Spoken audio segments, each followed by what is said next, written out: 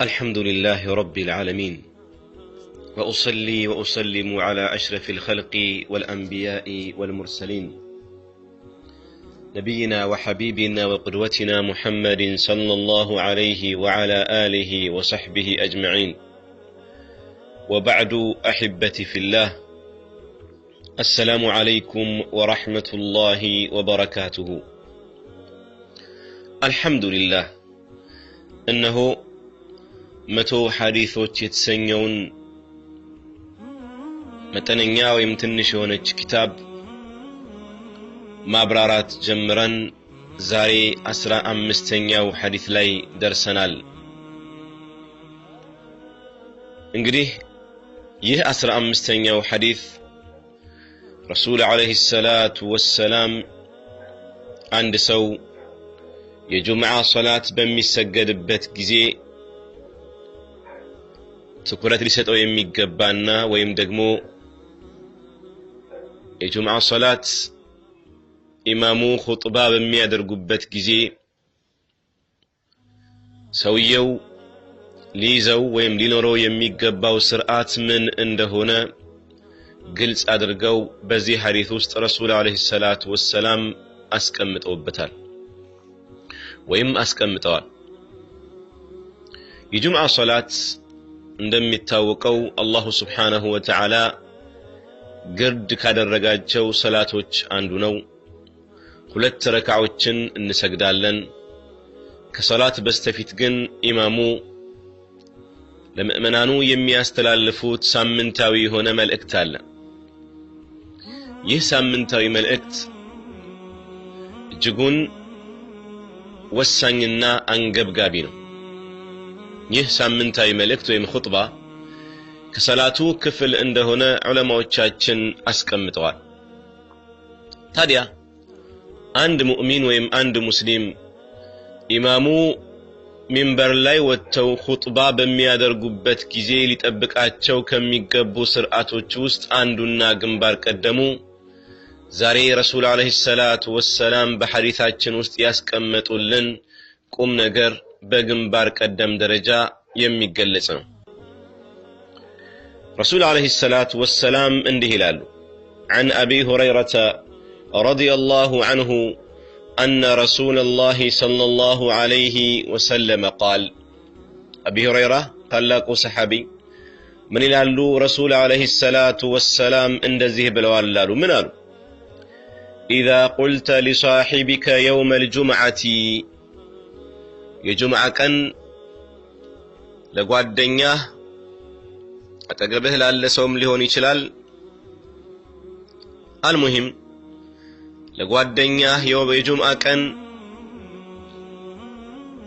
ኢማሙ ኹጥባ እያደረጉ ሳለ ወልኢማሙ يخطب ኢማሙ ኹጥባ እያደረጉ ሳለ አንሲት ያልከው ወይም ዝም በል ያልከው የሆነ እንደሆነ إذا قلت لصاحبك يوم الجمعة بجمعة كان لقوادنياه يالكو يهون اندهون من أنصت زمبل يالكو يهون اندهون والإمام يخطب بزان ساعات إمام خطبة إياد الرقوهونو أنت لقوادنياه زمبل يالكو يهون اندهون فقد لغوت أنت ተገቢ ያልሆነ ነገር ንግግር ተናግረሃል። ነዓም ጁምዓ ሶላትህን ሊያበላሽብህ የሚችልን ተግባር ፈጽመሃል።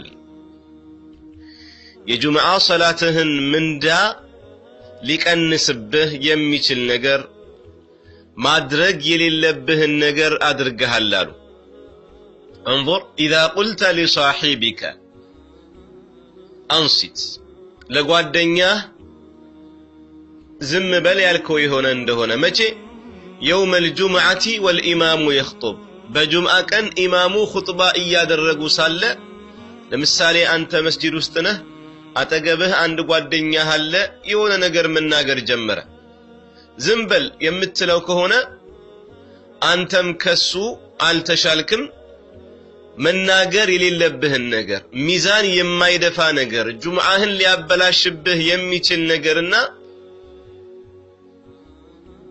የማይሆንን ነገር ተናግረሃል የማይሆን ነገርን ፈጽመሃል አሉ ረሱል አለይሂ ሰላቱ ወሰለም በዚህ ሐዲስ ረሱል አለይሂ ሰላቱ ወሰለም ሊያስተላልፉልን የፈለጉት ትልቅ የሆነ መልእክት አለ ያም ምንድነው የጁምዓ ሶላት ወቅት የሚተላለፍ ሳምንታዊ መልእክት አለ ይህ መልእክት እያንዳንዱ ሙስሊም ኹጥባ ለሚያደርገው ኢማም ጆሮውን ሰጥቶ በደንብ ሊያዳምጠው ይገባል ነው አንተ እዛ ቦታ ላይ ደግሞ መናገርህ የማይሆኑ እንቅስቃሴዎችን ማድረግህ ካንተ አልፈህ ሌሎችንም ተረብሻለህ ሌሎችንም በጥሞና እንዳያዳምጡ ያደርጋቸዋለህ ይህ ለሁ የምንለው ነገር በንግግር ብቻ ሳይሆን በእንቅስቃሴም ሊሆን ይችላል አንድ ጊዜ ረሱል አለይሂ ሰላቱ ወሰለም በአንድ ሐዲታቸው ምን አሉ ሰውየው ውዱእን ተግባራዊ ተገቢ በሆነ መልኩ ያደረገ የሆነ እንደሆነ ውዱእን ተገቢ በሆነ መልኩ ያደረገ የሆነ እንደሆነ ከዛም የጁምዓ ሶላት ቢመጣና ኢማሙ የሚያስተላልፉትን መልእክት ኹጥባን ዝም ብሎ ያዳመጠ የሆነ እንደሆነ غفر له ما بينه وبين الجمعة بجمعዎች መሐከል ያለውን ወንጀል አላሁ Subhanahu Wa Ta'ala ያብስለታል እንዲያውም ወዚያደቱ 3 አያሚ ተጨማሪም 3 ቀናትን አላሁ Subhanahu Wa Ta'ala ወንጀሉን ይምርለታል ነገር ግን ومن مس الحصى فقد لغى ነገር ግን በዚያ ጊዜ ኢማሙ ኹጥባ እያደረጉ ሳለ ጠጠሮችን ቢነካ የሆነ የተለያዩ ነገሮችን ቢነካና በእነሱ ራሱን ቢያዘናጋ ይሄ ሰውዬ በርግጥም ማድረግ የሌለበትን ነገር አድርጓል ጁምዓውን ሊያጎድፍበት የሚችል ነገር ፈጽመዋል ነው በጁምዓ ሶላት ቀን ጠጠር ሊሆን ይችላል ትናንሽ ድንጋዮች ሊሆኑ ይችላሉ ወይ መስበሃ ሊሆን ይችላል አሊያም ቁልፍ ሊሆን ይችላል ዛሬ ደግሞ ሞባይል አለ በእነዚህ ነገሮች በአጠቃላይ መጫወት እዚህ ውስጥ ያስገባናል ማድረግ የሌለብህን ነገር ጁምዓህን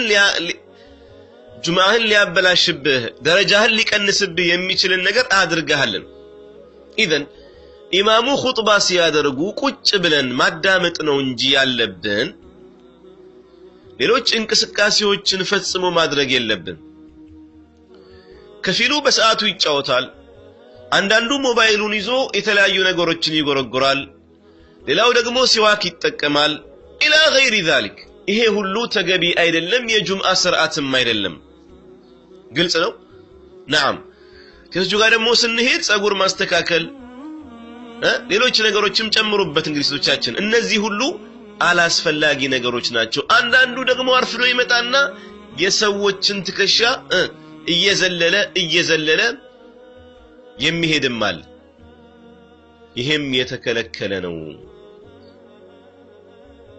نعم ከዚህ ሐዲስ የምንረዳው ምንድነው አንደኛ የጁምዓ ሶላት በሚሰገድበት ኹጥባ የሚደረግበት ጊዜ ያንን ኹጥባ በጥሞና ማዳመጥ እንዳለብን ነው የጁምዓን ሶላት ወይ የጁምዓን ኹጥባ ማዳመጥ አብዛኛዎቹ ዑለማዎች ግዴታ ነው ዋጅብ ነው ብለዋል نعم ዙህሪ የሚባሉ አንድ ዓሊም አንድ ጊዜ ምን ተባሉ እንዴት ነው ኹጥባ የተደረገ ተስቢህ ተክቢር ምናምን ማድረግ እንዴት ታያል ሲባሉ አይ እንዲህ አይነት ሰው እኮ ዝም እንዲል ይመከር ነበር ብለው ተናግረዋል نعم ከዚህ ሐዲስ ያው የምንወስደው ምንድነው ሰውየው የጁምዓ ኹጥባ የተደረገ የሆነ እንቅስቃሴ ቢያደርግ የሱ ሁክሙ ምንድነው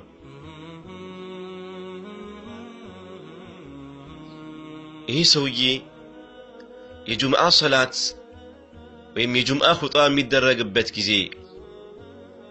የሚናገር የሚንቀሳቀስ ከሆነ እንደ አብዛኛዎቹ ዑለማዎች ከሆነ በመጀመሪያ ደረጃ ዝም ብሎ ማዳመጡ ግዴታ ነው።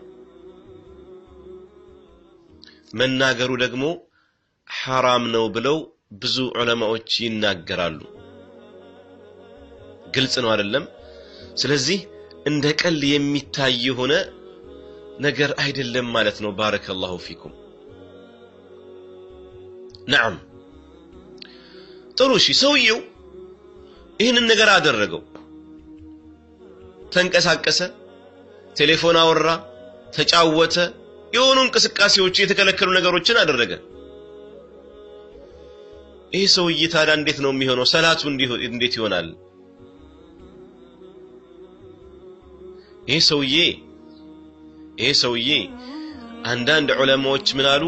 የጁምዓ ሰላት አጅሩ ያመልጠዋል አሉ። እንዲሁም ደግሞ ጥፋትን ፈጽመዋል አሉ።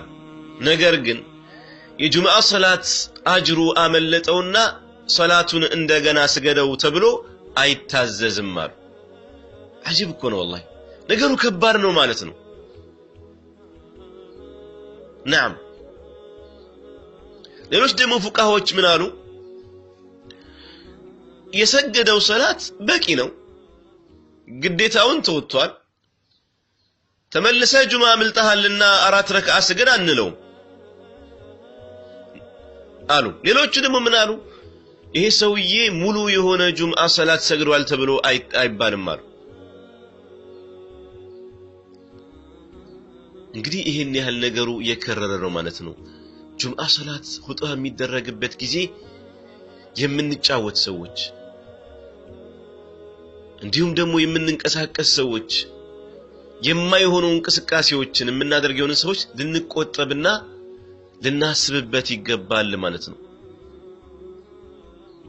መቼ ነው ሰውየው ዝም ማለት ያለበት ኹጥባ ላይ? መቼ ነው ጁምዓ ቀን መስጂድ ሲገባ ዝም ማለት ያለበት? ኢማሙ ልክ ሚንበር ላይ ወጥተው ኹጥባ ማድረግ ሲጀምሩ ነው። ግልጽ ነው አይደለም? نعم አብዛኛዎቹ ዑለማዎች ኢማሙ ኹጥባ ላይ ወጥተው ኹጥባ ማድረግ ሲጀምሩ ሰውየው ዝም ብሎ ሊያዳምጥ ይገባዋል ብለው ይናገራሉ።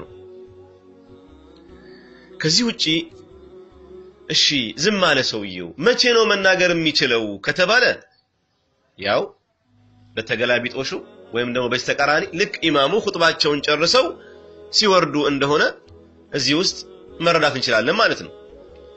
ሌላው ደግሞ እንደው በመልእክት ሲሆን ነገር ማለት እዚህ ውስጥ ይገባል ወይ? አሁን ይገባል። በመልእክትም ቢሆን ማሳየት የለብንም። ይሄም ቢሆን የተጠላ ነው። ግልጽ ነው አይደለም? የተጠላ ነው። እሺ የመጨረሻ ቁም ነገር ከዚህ ማወቅ የሚገባን አንድ ነገር አለ። ኹጥባ ያደረገ ነው ኢማሙ። አንድ ሰው መጥቶ እሱን ማናገር ይችላል ወይ? ከውጭ መጥቶ ለምሳሌ ኢማሙን በሆነ ችግር ሳቢያ አሁን ይችላል።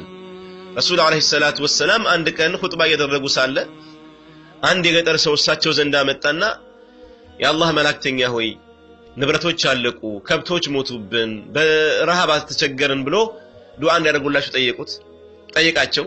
ከዛም ረሱል አለይሂ ሰላቱ ወሰለም ኹጥባ ላይ ሳሉ ዱዓ አደረጉ። በአጠቃላይ ዝናብ ይወርድ ጀመረ። በሚቀጥለው ሳምንት መጣና አሁን ደግሞ ነገሮች ሁሉ ጠፉብን፣ ውሃው አስቸገረን፣ በዛብን አለ። ረሱል አለይሂ ሰላቱ ወሰለም እንደገና ዱዓ አደረጉና ያ ዝናብ እንግዲህ ጠቃሚ ቆመ ወይም ደግሞ እንደ ካፊያ ነገር ሆነ የሚል ሐዲስ አለ። እንግዲህ ከዚህ የምንረዳው ምንድነው? አንድ ችግር ካለ እንዲህ አይነት ነገር አለ ብሎ ለኢማሙ ማሳወቅ ይቻላል ነው። እሺ ሰውየው የጁምዓ ሰላት የተሰገደ አስነጠሰው ወይ ደግሞ ሰላሙ አለይኩም አለው አንድ ሰው ምን ማድረግ አለበት? አብዛኛዎቹ ዑለማዎች ምን አሉ? ሰውየው የጁምዓ ሰላት የተሰገደ ያስነጠሰው የሆነ እንደሆነ አልহামዱሊላህ ቢል ይርሐሙከላህ ማለቱ አላስፈላጊ ነው፣ አይቻልም አሉ። እንደዚሁ ደግሞ ሰላሙ አለይኩም ቢባል ራሱ አይመልስም። አብዛኛዎቹ ዑለማዎች ያላቸው ይህ ነው። ነገር ግን አንዳንድ ዑለማዎች ግን ይመልሳል የሚል ሐሳብ አላቸው። ግን አብዛኛዎቹ ዑለማዎች የለበትም የሚለው ነውና እንግዲህ ይሄን ያህል ነገሩ እየጠበቀ ስለሆነ ሁላችንም ጥንቃቄ ማድረግ አለብን ነው የምንለው የዛሬው ደርሳችን ይመስል ነበር هذا والله اعلم والسلام عليكم ورحمة الله وبركاته